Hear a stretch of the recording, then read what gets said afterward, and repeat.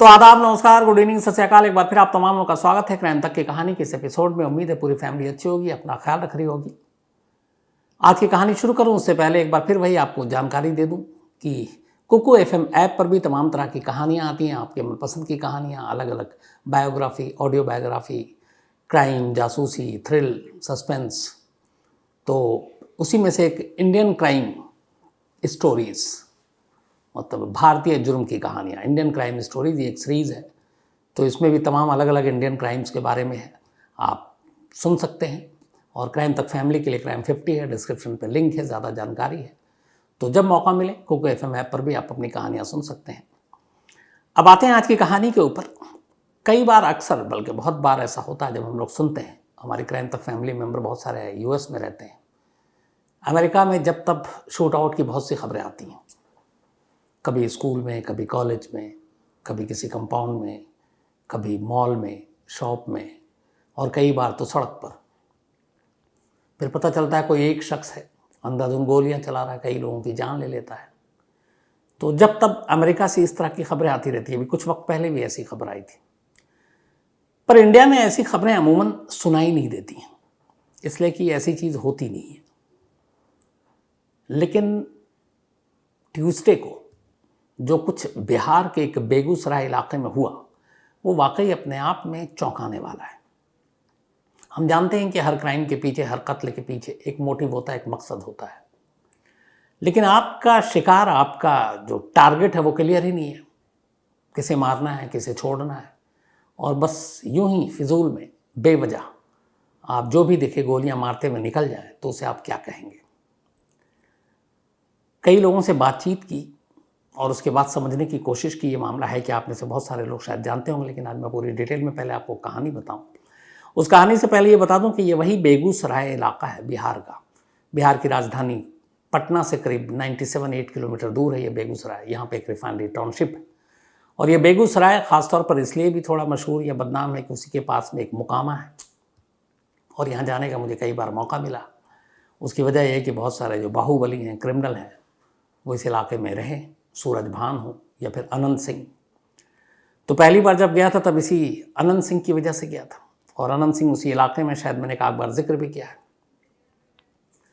तो अनंत सिंह मुकामा में रहता, और कहते हैं कि मतलब बहुत ही क्रूर टाइप का क्रिमिनल। हालांकि फिर पॉलिटिक्स में फिर एमएलए बना। एक ज़माने में अनंत सिंह जिस घर में रहा करता था, वो एक छावनी में तब्दील थी घर। उसके सारे बॉडीगार्ड्स अलग अलग कमरों में किराएदार के तौर पर रहते थे। एक बार एनकाउंटर हुआ था जिसमें 5-6 लोग मारे गए थे, AK-47 मिला था, अभी उसमें सज़ा भी हुई है।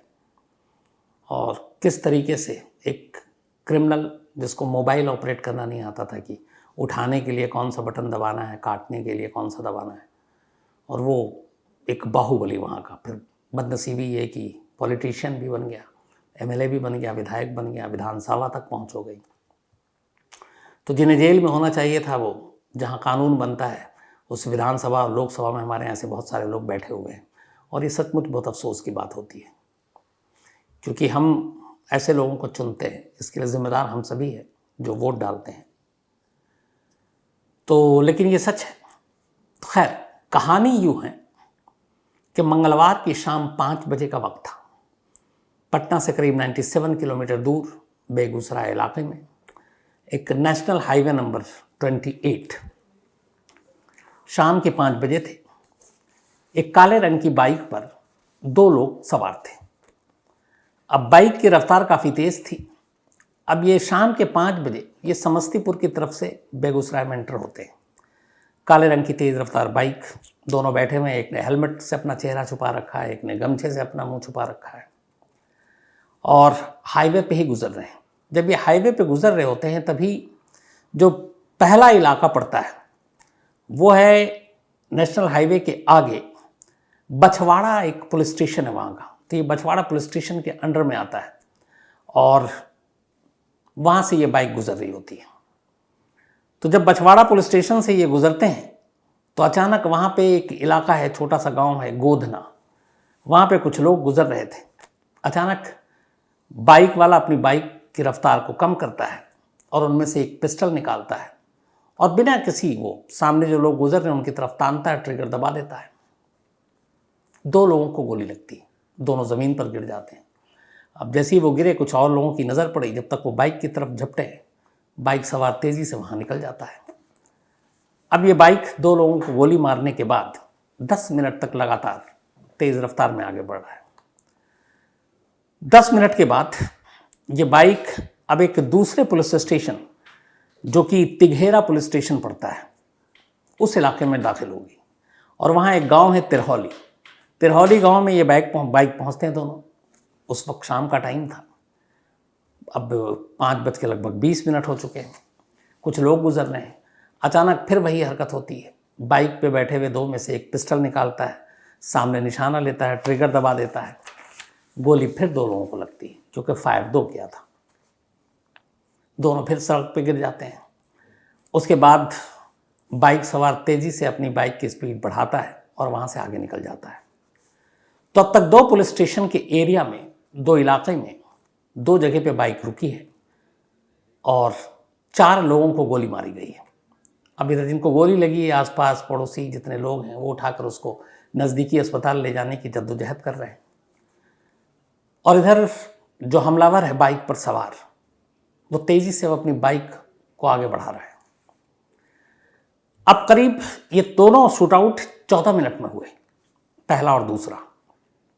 तो 2 पुलिस स्टेशन के अंडर में 14 मिनट के फासले में 2 जगह शूटआउट, बाइक सवार वहाँ से निकल गया। अब इसके बाद ये बाइक अगले 10 किलोमीटर तक और चलती है। 10 किलोमीटर चलने के बाद बाइक फिर रुकती है। एक जगह पर इस बार बाइक जहाँ पे रुकी तो ये तीसरा पुलिस स्टेशन आ जाता है। और ये तीसरा पुलिस स्टेशन था, वहाँ का एक, उसका नाम, एक पुलिस स्टेशन था तीसरा। 10 किलोमीटर का सफ़र तय करने के बाद तीसरा जो पुलिस स्टेशन था वो था फुलवरिया। अब ये फुलवरिया में बाइक दाखिल है। 10 किलोमीटर का सफ़र और तय कर चुके हैं 2 बार गोली मारने के बाद।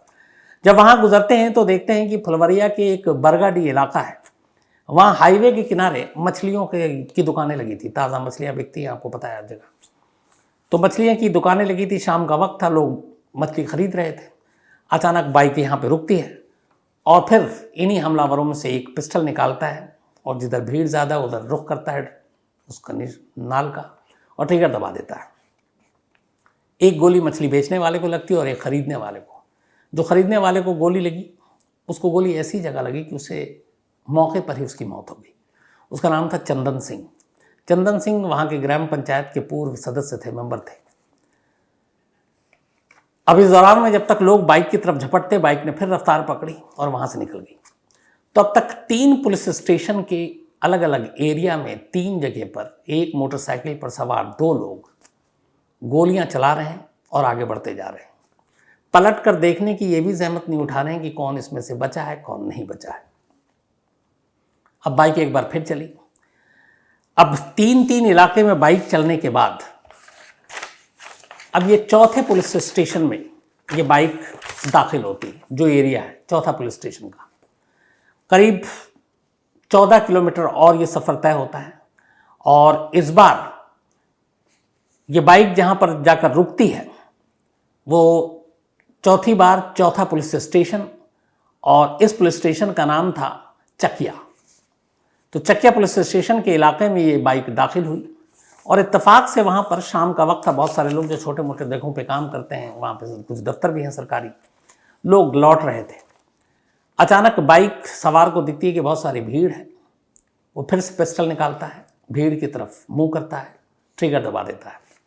ये चौथी बार था। लेकिन चौथी बार में पहली बार एक चीज़ हुई, वो ये हुई कि इस बार उसने 1-2 नहीं बल्कि टोटल 4 फायर किए, 4 गोलियां मारी और वो 4 गोली 4 लोगों को लगी। तो पहली बार में 2 लोगों को गोली मारी, आगे बढ़ता है 4 किलोमीटर। दूसरी बार में फिर 2 लोगों को गोली मारती है, 10 किलोमीटर फिर आगे जाता है। तीसरी बार में फिर वो गोली मारता है 2 लोगों को, उनमें से एक की मौत हो जाती है, चंदन सिंह। अब तक 5 घायल, 1 की मौत। और चौथी बार जब वो अपनी बाइक रोकता है तो 4 फायर करता है और 4 लोग घायल होते हैं।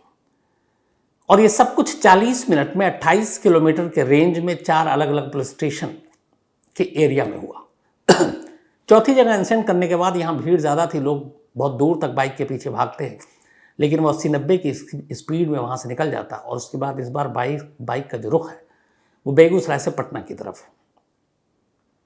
बाइक सवार चला गया, पीछे छोड़ गया कुल 10 लोग, जिनमें से 9 घायल, 1 की मौत हो चुकी। अब हर तरफ कोहराम मच गया। शाम हुई, पुलिस की भी नींद टूटी। अब पुलिस को लगा कि ये क्या मामला है। जब धीरे धीरे खबर आई, एक से दूसरे पुलिस स्टेशन, दूसरे से तीसरे, तीसरे से चौथे, कुछ लोग चश्मदीद भी थे, लोगों को गुस्सा भी आया और इसके बाद पुलिस के खिलाफ नारेबाजी हुई। अब सीनियर पुलिस आला अफसरों के हाथ पैर फूले कि ये क्या मतलब है, क्योंकि ऐसी चीज़ें लगातार शूट आउट हो सकता है, कोई टेररिस्ट हरकत हो, आला पुलिस अफसर पहुंचते हैं। अब यहाँ सबसे बड़ी बात यह थी कि उसके बाद नाकेबंदी, सारी चीज़ें हो गई, जाल बिछाया गया पकड़ने के, लेकिन पंछी तो तब तक उड़ चुका था। करीब 40 मिनट तक 28 किलोमीटर के दायरे में बेखौफ सरेराह बीच सड़क पर बाइक पर सवार होकर गोलियां चलाता हुआ 10 लोगों को घायल करता हुआ, 1 की जान लेता हुआ दोनों हमलावर भाग गए। इसके बाद पुलिस ने तमाम बैरिकेड्स लगाए, तो कोई फ़ायदा नहीं, वो तो निकल गए हाथ से। अब पीछे सवाल ये था कि ये कौन था, इसका मकसद क्या था, क्योंकि जिस तरीके से इसने इन 28 किलोमीटर के सफ़र में लोगों को निशाना बनाया, उसमें कहीं भी ये नहीं था कि कोई इसका ख़ास टारगेट है जिसको रुके, पहचाने, फिर गोली मारे और चला जाए। अब 4 अलग अलग पुलिस स्टेशन का एरिया, 4 अलग अलग इलाके, 4 अलग अलग इलाकों में एक साथ 4 दुश्मन तो उसका खड़ा हो नहीं सकता है।